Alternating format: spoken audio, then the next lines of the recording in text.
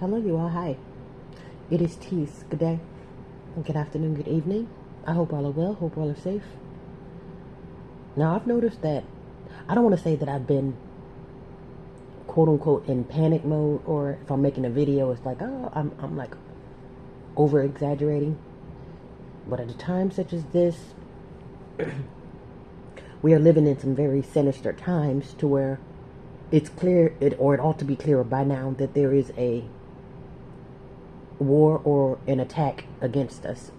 And basically, what I'm saying, I've already said it a million times, and I know I've said a few times, oh, I'm not going to say anything else.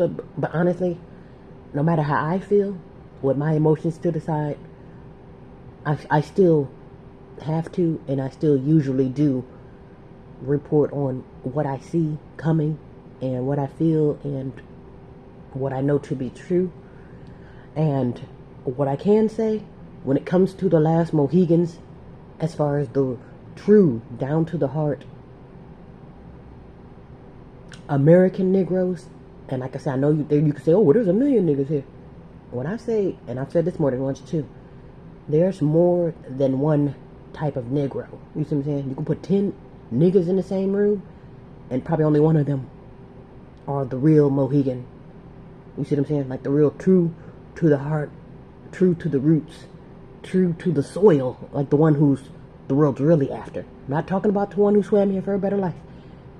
Don't get me wrong, I know a few people like that. They swam here for a better life, but at the end of the day, they will, capital will, vote for my demise in order for them to survive. You see what I'm saying?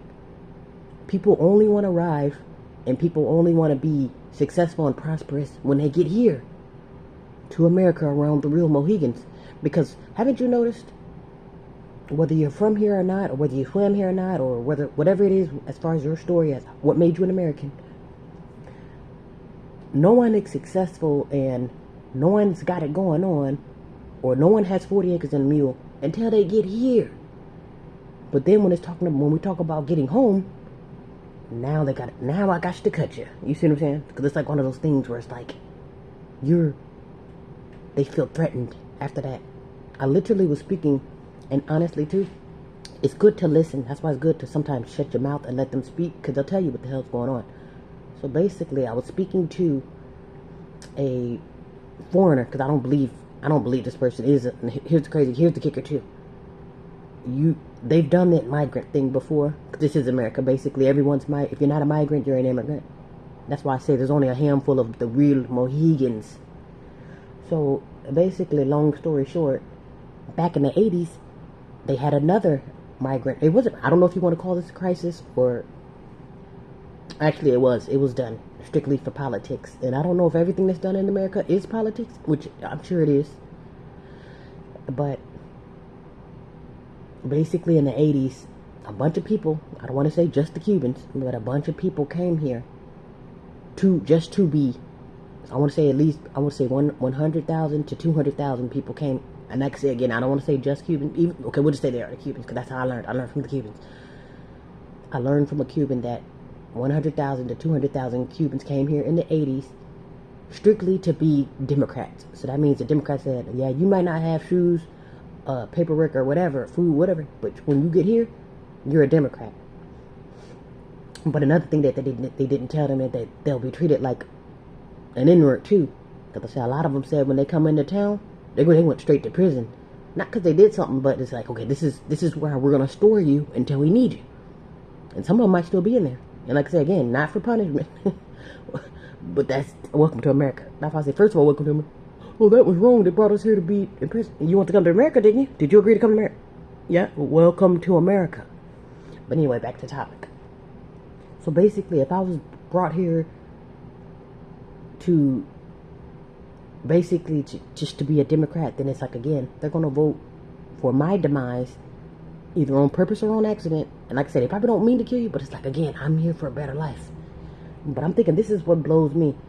Why do you need to go to America or elsewhere for a better life, and you get that better life, but nothing is shaking at home? Anytime somebody mentioned migrant or deportation, oh, they feel threatened. It's like it's a it's a punishment, if you will. Like if we talk about deportation or immigration, they view that as a punishment.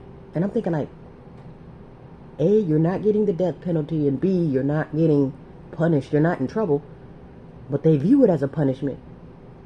Since when is getting sent back home a punishment? Oh, it's a punishment, all right, for those who don't want to go home. Because as I mentioned to you with the immigrants and migrants that come here, they lose themselves. You mentioned so much as their hometown, they're going to look at you like, hey, who told you, you know. These people, they view immigration as a punishment. You know, and I'm thinking like, again, even with me, I'm not a fan of my hometown. I'm from a small town in Illinois. But if it's something, okay, hey, you have to go back to Illinois. Yes, it's a zombie town. I'm not going to view it as a punishment. I guess I can try not to make it a zombie town. Like you can literally tell like the life has been sucked out of it mid-air. You see all those historic buildings, and it's like beautiful buildings that are still standing, but ain't nothing in there but ghosts. You know, so I'm just like, it's kind of eerie, and it's like, wow. But it's also by design too. So it's like, what demonic stronghold is over you or over your city, state, or country that's have it to where it's a punishment? And then again, even for me, even though it's gloomy in Illinois, it's still, that same demon is here too. So again, how is it a punishment at home, but I've arrived here under the same system that's got me in this predicament? So basically what I'm saying is a message to the Mohegans, the one who there's hope for.